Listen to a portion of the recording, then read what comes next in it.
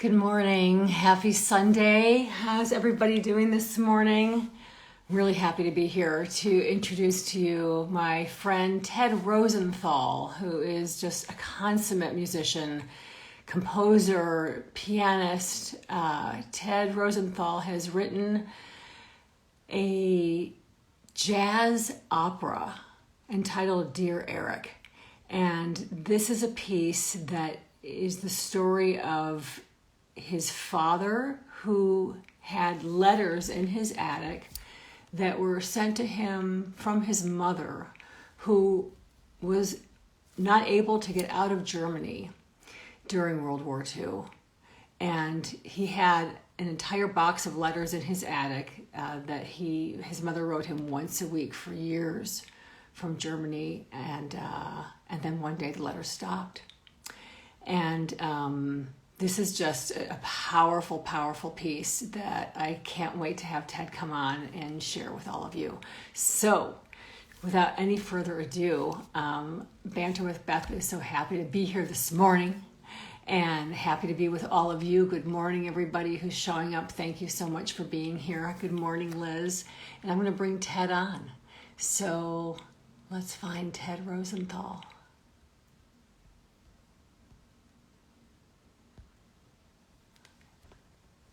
Okay, I've just sent. We have a lot going on this week, guys. So much going on. It's International Holocaust Remembrance Day on Wednesday. So, although Banter with Beth always talks about and invites guests that have themes that are part of the conversation about Holocaust awareness, it's just a thrill to have Ted here this morning.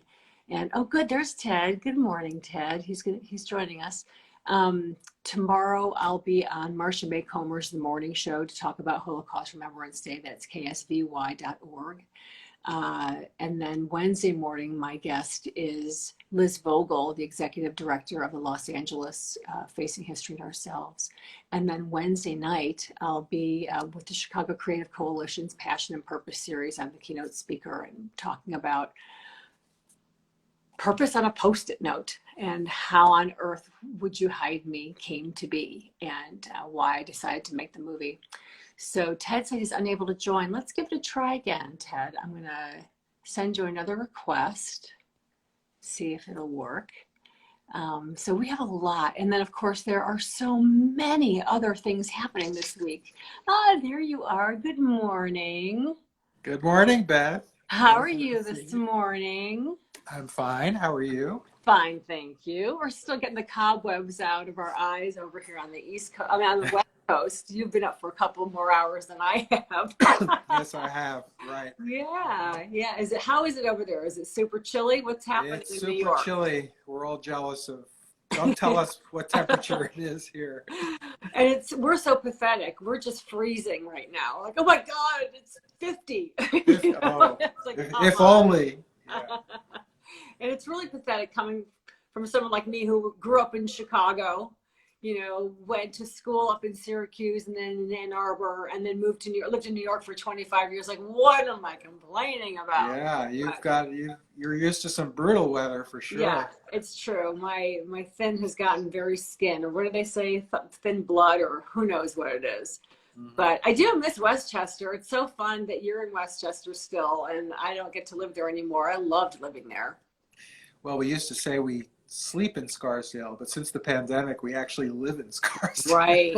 Yes. Yeah. So true. So true. And so to that end, with the pandemic and everything, the arts and what's happening, I'm so thrilled to be able to have an opportunity to have guests come and join us on Instagram. People keep asking me, why am I doing it on Instagram and not Facebook? I'm not even all that familiar with all the amazing stuff that Instagram has to offer, but I'm just trying to really gather an audience of younger people that want to support the arts, that want to talk about Holocaust awareness, and that really want to engage in a meaningful and powerful way. Yes. So there's no question I have a bigger audience on Facebook, but Instagram, we're just trying to grow it and really expand the reach.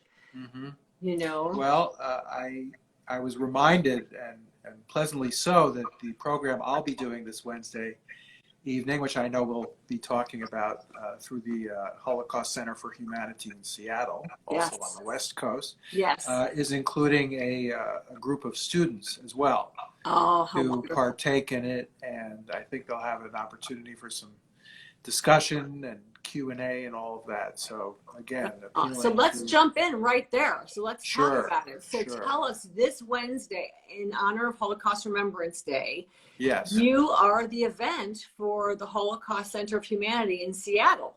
Tell us, correct. tell us about the event. Well, the event will be I guess, a hybrid sort of a live stream and recorded presentation of about 30 to 40 minutes of excerpts from Dear Eric, the jazz opera that I know we're about to discuss more Yes. fully. And I play piano. I laid down my piano tracks for two singers who are based in Seattle who take on a number of roles. You know, they sing about 3 or 4 roles each. So Oh, they were wonderful. very generous in singing soprano, alto, and whatever, tenor, bass, you know, all at once. And it will be the performance will be preceded by an introduction where I talk about the background of writing the opera and the amazing events in my life that led up to it. And Yes. then, like I say, at the end, there'll be a live Q&A with whoever is attending. I imagine will be allowed to participate and talk Wonderful. afterwards. Yeah. That's so wonderful. So how So it's can this people, Wednesday at yeah, 6 p.m. I'm not an Pacific Standard Time, right? 6 p.m. 6 p.m. Pacific, yes. Okay, Pacific Uh, Standard Time. how do I get you a link? I don't know how to do Well, that. we'll put it, you know what we'll do is we'll put it in the bio. You'll text it to me or something, and you should definitely put it in your bio since I know you're fairly new to Instagram as well. Right. So you want to make sure you have the link in your bio, and that way people can follow through. But Yeah, they can also just Google Holocaust Center of Humanity in Seattle. right. It'll Correct. be there. And even better, you can go to the opera's website, which is Yeah. pretty easy. It's deareric.com, and Eric is spelled the German way. So the Germans pronounce it Erich. So Dear Eric with an H at the end, ERICH. .com, and if you go to the website, in addition to what you'll learn today, you'll learn more about the opera, and there's a performance section, you know, and obviously with the pandemic, there haven't been many performances, but in that performance section, this is listed with the link there too. Absolutely. So I had the privilege because of you, not everybody gets to have this special privilege, but I had the privilege of watching the entire opera. Mm, And I was absolutely blown away. thank you. I've been a fan of yours for many, many years. You know, we knew each other a long time ago when I lived back in New York, and kind of like had like a little mini experience together. I'm not even sure which club it was at or whatever, but Mm-hmm. then we kind of, I moved to California, and you've had this fabulous career, and so I've always been a fan of yours. And during the pandemic, it's been such a treat to just tune into Facebook and see you playing Autumn Leaves, or seeing you play A Foggy Day, or seeing you just sit down, play your piano, and that's like the daily treat. It's like, just vitamins for the soul and the Oh, heart. thank you. Yeah. And so it was really fun to, kind of get to enjoy your music again because of the pandemic, and Mm-hmm. because we're all on social media and all that kind of thing. And then when I was having a conversation with the Holocaust Center for Humanity in Seattle, Right. someone had Yeah. introduced me to them, and I was on their website kind of tooling around, and I saw that you were going to be the keynote speaker this Wednesday. And I said, oh my gosh, there's Ted. And wait, what has he written? What Yeah. has he composed? A jazz opera about the Holocaust? Right. So even I consider myself a pretty creative person. I was like, how is that going to work? Yeah. Right. And I'm on actually your website right now. I want to point out something, that there's a review on your website. And let's see, New York City Opera presents the world premiere of Dear Eric, a jazz opera. And this is a review by, oh, it doesn't say here, but it's New York City View, I guess. I don't know who it's by, but whatever. But this is what struck me the most. It says, Ted Rosenthal's Dear Eric may be the most satisfyingly personal statement about the Holocaust since Art Spiegelman published his groundbreaking graphic novel, Mouse, about 30 years ago. And when I read that, I said, okay, this is going to be really, really cool. Like Mouse, Dear Eric tells its story in a language all its own. Where Mouse used a visual language, Dear Eric employs a musical one. And you have nailed it. You just, I mean, it is a breathtaking, heart-wrenching opera. I think it's nice that they point out that it is more of a chamber opera as opposed to a grand opera. There are no elephants coming on stage, but it's so moving and it's so powerful, and the way that you have composed it using your your expertise in the jazz canon, it's fantastic. And I wish that my musicianship was good enough to truly dissect and kind of deconstruct your tones and your chords and your progressions. And that's not my skill set. I can sing it, but I can't write it. And well, I've always had a very inclusive view in my jazz approach, which included a big classical background. I actually got 2 degrees in classical piano and did a lot of study, and my composition, again, while being primarily thinking and being a jazz performer, if I had the biggest secondary influence, it would be the classical canon. So, in a way, the story of my father leaving Europe, leaving Germany, and then coming to Chicago and this country, it was almost a perfect marriage of all the musical influences and the way my music embodies, in a way, both sides of that coin. So there are times, I'm sure you noticed, that the music sounds a little more European, has a little more of the classical influence. And then, he arrives in Chicago and is dating my mother, his wife-to-be, and they're in jazz clubs. And of course, that's full out jazz. So I don't view these genres as having, strict walls or barriers. To me, there's a real fluidity in how you can approach them, and especially through harmony, through the beautiful jazz and European harmony, the way you can kind of marry those sounds together too is always exciting for me. Absolutely. So let's tell everybody just a brief synopsis of what the opera is. What is the story? Okay, so the opera story involves my father experiencing the early horrors of the Holocaust and Hitler's regime in terms of being kicked out of school because he's Jewish, kind of languishing for a few years until he was offered a fellowship at the University of Chicago by actually a German-born famous sociologist who recognized that my father was a distinguished academic in his early studies and was able to basically, I call it, escape. And as not everyone knows, it wasn't that Germany wouldn't let you out, it was that nobody would let you in. Mm-hmm. So getting a visa and getting all the proper paperwork was very difficult, and not unlike what we've heard about in recent years, the barriers that have been put up by the Trump administration, not unlike those kinds of things. But anyway, he was lucky enough to come to Chicago and get his PhD and meet my mother and build a life and have me and my sister and all that. But unfortunately, virtually all of the rest of his family perished and were taken to various concentration camps in Poland and killed. So the opera is about that, but it's also about how the relationships then impact the next generation. Because of course, here's my father who's raising me. I was very kind of single-minded in my pursuits of music and this and that. I wasn't that interested in what went on in Germany back in the 30s and 40s. And he, which is typical of many Holocaust survivors, didn't really want to talk about it. It was, I think, too painful. So we hardly discussed his family. I knew that I was named Theodore after his father. Mm-hmm. I knew virtually nothing about his father. I knew probably less about my grandmother, who was named Herta, and my sister was named, her middle name is Herta. Mm-hmm.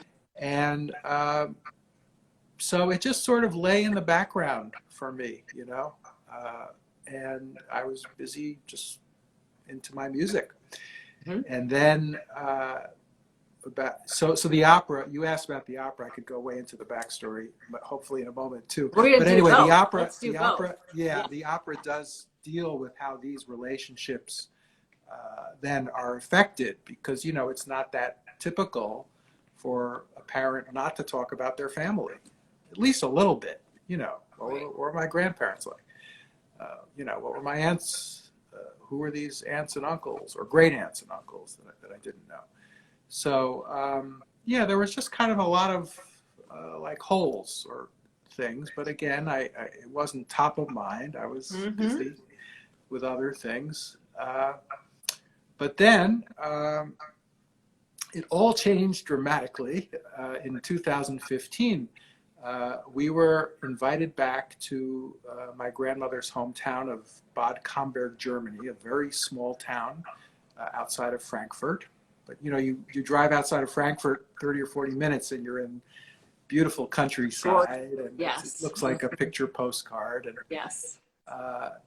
And before my wife and I went on the trip, on a lark, I said, I have this box of letters that I've never really opened and looked at and studied, because they were in German. They were written mostly by my grandmother, and some by my grandfather but he perished early on in that process, and a few by the aunts and uncles as well, and a sweet little cousin, but mostly by my grandmother.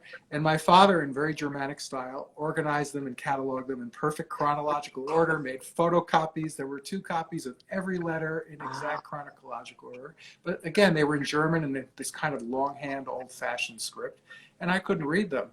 But on a lark, I asked the organizers of this event in 2015, would they be interested? And this man named Dr. Peter Schmidt, who was a retired now high school history teacher, offered to translate them.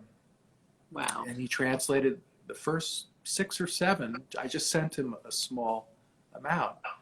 And when I got them back, I just was completely blown away, completely. I mean, I'm hearing sort of the voices of my grandmother and, like I say, a couple of other family members come alive, really. And it was so impactful. I asked Dr. Schmidt, would he translate some more? I had more. And he very nicely said yes. And then I scanned over 200 more. And he did it. And he translated them with the same German precision, year by year, chronologically, the way my father had. Wow.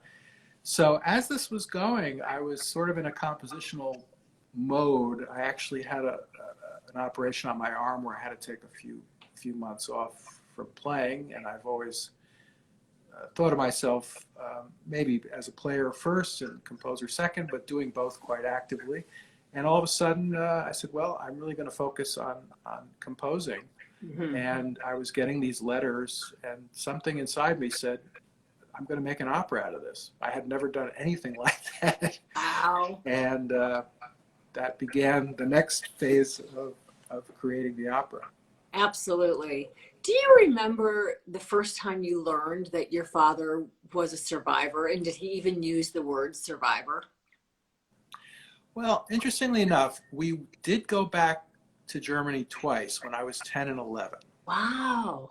And, it's like when you're a kid and you go on a trip to Europe, you go to the Eiffel Tower, or you visit the sites. But we actually did visit these significant places of family history, and Really?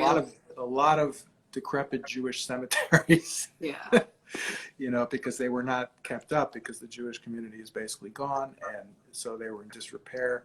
And in fact, my grandfather, who was able to be buried, he perished right after he was taken in Kristallnacht. He was taken away to Buchenwald, which at that point was just sort of an internment camp. Mhm. And after a few weeks, they kind of, I don't know all the details, but I don't think the Germans really knew what they were really doing, so they let the men come back. But my grandfather apparently had grown quite ill Mhm. because of the horrible conditions, and died in a Jewish hospital a few days later Mhm. upon his return. So he's actually buried in a cemetery in Frankfurt. So I have some vague memories of visiting the cemetery. The headstone and the gravesite were really in disrepair and overgrown. So I think my father arranged to have it kind of cleaned up. And so, Right. but again, I was a 10-year-old. So, one of Sure. the things about all this history is my father had me kind of late in life. So a lot of these things were even more removed sort of from the consciousness of a 10-year-old versus, the history. So I knew things. I knew sort of the real basic architecture of, he left, he went to University of Chicago. Once or twice he referred to the professor that arranged for his fellowship as saving his life. But I Mm-hmm. remember Sure. that. Absolutely. Yeah. And I knew sort of just very basic architecture. I had no idea, you read these letters and you see the warmth between mother and son. Oh my gosh. Well, and None of that. He never surprise. discussed her. I think it was really too painful. I'm about to start crying now myself. Oh. There was just such a special bond that they had. And Yes. I'm sure he was, and the other thing was he didn't know what happened to her. So could you imagine, not only do you learn that or figure out that your mother was murdered, but Right. you don't really know what happened, Right. where, when, how.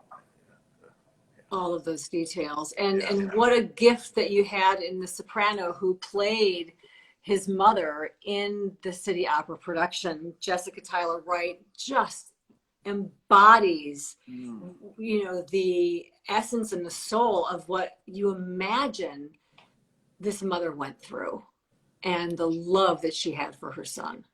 Yeah, yeah. Yeah. Well, there were just so many unbelievable artistic and personal moments, the confluence of the two, like I've never experienced. And one of them that you're that you're alluding to is just to see how these city opera actors and singers, I should call them, singing actors, just loved the piece and became these characters. And Yes. I mean, matter of fact, Rachel Zatkoff, who played Lily, mm-hmm. at one point she said something like, "Oh, I went online and found a picture of your mother." And so I sort of adjusted my costume or my hair a little bit because I wanted to. And I was like, Oh my wow. gosh.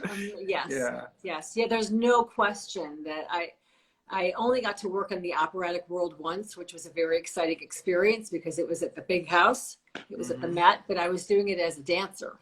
But still, my dressing room was across the hall from Jesse Norman. So, yeah, and Sam Raimi, like it was insane. I was very young, maybe 24 when I booked that job, and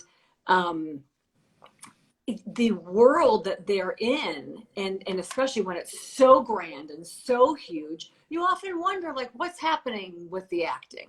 Maria Callas really had something, and certainly Jesse Norman and Sam Raimi had something too. But oftentimes I think that the translation, perhaps because of the large houses, it can get lost. And these performers in this particular production, anyway, are absolutely consummate actors.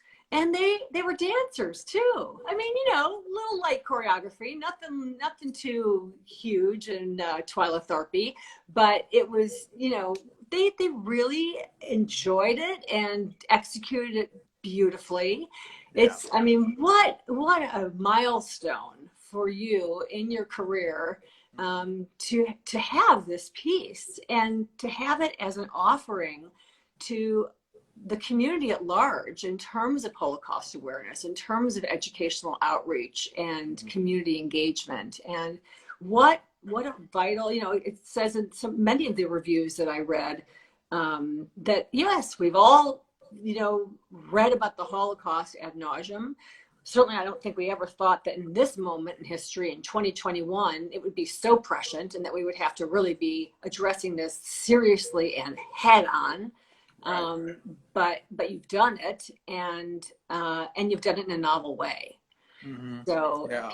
people really Well, do. I think singers, one of the ways opera has evolved is that they think of themselves as singing actors and want to act, want to sing, want to move if possible, and so they embodied all of those things. And as far as the relevance, I think that was not lost on any of them or any of us for that matter, as we're watching, world and national events unfold. It's almost like you can't believe it. Like, how could we be going back to, seeing people with their Nazi symbols or Confederate flags or all these things? And Staggering.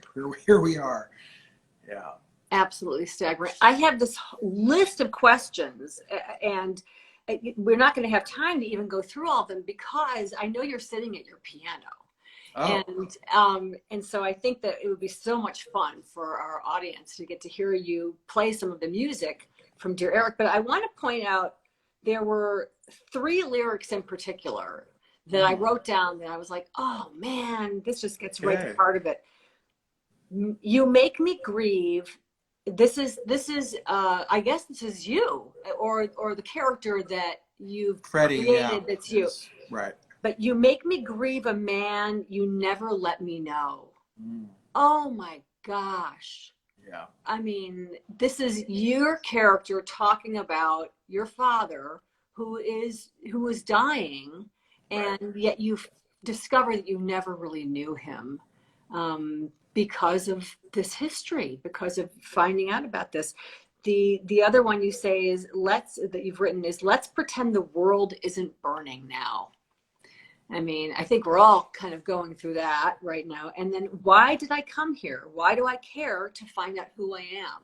And I think that was a lyric where you were going back to Germany to try and figure out, why do I want to know this? Why am I trying to figure out who I am and why am I caring about this? This is like the Civil War, but it's not. So yeah.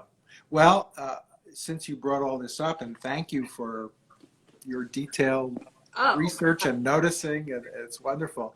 But I can only take personal credit for the last one.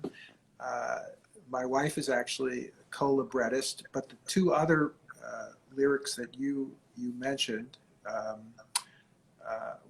I had other librettist collaborators early in the process too, and a wonderful playwright, two actual playwrights who were nice enough, even though we ultimately decided not to bring the work to fruition together that way, were nice enough to allow me to include what they had done. So anyway, there were a lot of great contributions from my wife Leslie. Let's give a shout out to your wife Leslie. Yes, Rosenthal, shout out to Leslie, sure. And I'm going to play a piece of "Always Believe," which she wrote the lyric to that one. Great. And the other lyric you mentioned, "Let's Pretend That the World Isn't Burning," comes from "You Make Me Laugh," which I'll follow it up. There'll be 2 snippets from those 2 pieces. Great. Well, let's jump into it. Let's go for it.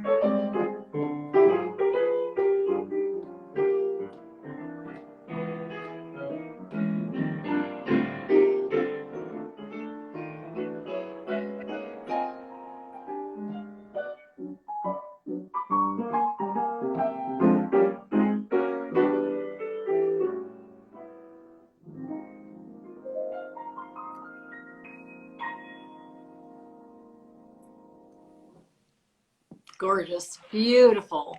Just beautiful. Thank you. Oh, Once again, that was a little piece of Always Believe, which is the point in the opera where Lily is trying to convince Eric to kind of really move forward with their lives together as a young couple with a new baby, where Eric is in the opera. He's quite tormented about not knowing what happened to his family. And that was preceded a little earlier in their courtship by You Make Me Laugh, which is when they're out on the town and he's making her laugh and they fall in love and ultimately get married. it's so delightful. It's such a beautiful love story. It really, really is. Absolutely. Yeah. So for everyone who's listening in, I want to make sure again that they all know how to find you, tedrosenthal.com. And then you also have a separate website, which is deareric.com. Eric Right. with CH at the end, deareric.com. And you can find out about Ted's event this Wednesday. He's been invited by the Holocaust Center of Humanity in Seattle to be the keynote speaker and to perform, present, and then there will be a Q&A afterwards. And so people can register, they can sign up on the Center for Humanity's website, correct? Correct. Yeah. There's a Good. link to register. Yeah. Good. It's actually a free event. Isn't that great? Yes. Yeah, Yes, that's yeah. wonderful. As a matter of fact, I'll plug even that right before your event is an event that I'm doing in Chicago for the Chicago Creative Coalition. And it's a series called the Passion and Purpose series. And I've created this PowerPoint about passion on a Post-it note, which is all about taking the Post-it note for the film idea that I had that's now being made into a film. So if everybody tunes in at 4:30 Pacific Standard Time, the Chicago Creative Coalition, which is also a free event, then you can just beautifully tumble right into its event at 6 o'clock. Double feature. It's a double feature, but you know, Holocaust awareness, there are so many events happening this week. I know that the Holocaust Museum of Los Angeles has an extraordinary event this Tuesday morning with Representative Carolyn Maloney, Congresswoman Carolyn Maloney, who's written the Education Act, the Holocaust Education Act. And then I think 2 senators or congressmen or representatives from California, they're having an event about Holocaust education, specifically Tuesday morning. And every Holocaust museum across the country, of course, and the world, they're all, because it's international. The one in January, this Wednesday, is International Holocaust Day, which is different from Yom HaShoah, which happens in April, which is National Holocaust Awareness. Yeah. Mm-hmm. Yeah, and remember. Well, you know, I've noticed I've given a few programs on this to young people. There's a wonderful arts camp in Long Island called the Usedan Center. I don't know if you heard about it when you were living out here. No. It's a summer program. It's a day camp for music, dance, drama. And I went and gave a program and actually rehearsed with the chorus. And they sang the finale section of Dear Eric. Wonderful. And, you know, these are like 13, 14, 15-year-old kids, many of them from minority communities, not Jewish backgrounds. And I told them a bit about the story, and you could see on their faces, you know, the impact. I think the question that I sort of asked on the fly, but I think was really impactful is, I said, okay, everyone raise your hands if you know your grandmother, your grandparents. And, you know, most of them did, because they're young people, their grandparents are still around. And then I said something, you know, like, imagine if you didn't get to know your grandparents, and imagine if they were actually killed, but, you know, or I didn't get too dramatic about it. Right. And you could see on their faces, it really, you know, it made a big impact. And yet what's so interesting is I often have that experience too, where I don't get too dramatic. And now I'm beginning to question, well, why shouldn't we? Why shouldn't we get too dramatic? What happened was dramatic and horrific. And what we all witnessed a week and a half ago on a Wednesday at the Capitol, how close we can become to losing our democracy. And, you know, the Holocaust didn't happen overnight. It didn't. And, you know, quote unquote law-abiding citizens, if the laws are written in such a way that the people in power have now legal rights to Do either whatever they want. exterminate or do it. Yeah, so Yeah. it's a very, it takes real education and Yes. understanding and learning. It really Yes. does. And Yeah. we all have to take responsibility for the words we use. You know, as a lyricist, you're a poet. You know, your wife is a poet. I mean, the words that we use to move other people, and how people can actually take those same words and use them for a completely different purpose. And they can, you know, words can destroy. So words are powerful weapons. They're real tools. Yes, absolutely. And I think we also saw just sort of the power of the mob, you know. It's like, I'm sure there were any number of people, not to give any excuses at all for anyone that was there. Right. I'm sure there were some people that almost got swept up in a certain Yes. kind of herd mentality and just went much further than they might have intended. Again, I'm not giving any excuses. It was, they shouldn't have been there in the first place. More. But just to give, you know, the idea that this mob mentality seems to be able to take over pretty quickly. And again, starting with words, the words that incite the mob. Well, you know, someone said to me the other day that they felt like everybody who's supporting, and I don't even like to use the word Republicans anymore, because that's just not fair to the Republican Party. You know, the Republican Party now is no longer what it's supposed to be. It's something completely different. And the Republicans need to do what they have to do to take their party back. But that's up to them to do it, right? But there's really this sense of needing to deprogram people, needing to get people to understand that they've been manipulated through lies, that they have been taken for a ride. And I think that if we can't engage in a conversation, which right now it doesn't seem like conversations are really very effective, then perhaps they can get deprogrammed through the arts and through music and poetry or dance or film or theater or a piece of, you know, art, a painting, whatever. That those are things that bypass the intellect and speak on a visceral level to everybody. And so I applaud you. Thank you for creating this important piece of art that I will do everything I can to share my contacts. I know you'll do the same, so that we can get what you have already created, this extraordinary, beautiful opera, and have it delivered to the masses. You know, have it delivered to audiences, especially a younger generation. Yeah, because if the parents are far gone, they're far gone. But children can make their own decisions. Well, you really put that beautifully, Beth. Thank you. And, you know, as much as coming from a traditional place of an artist who just wants their work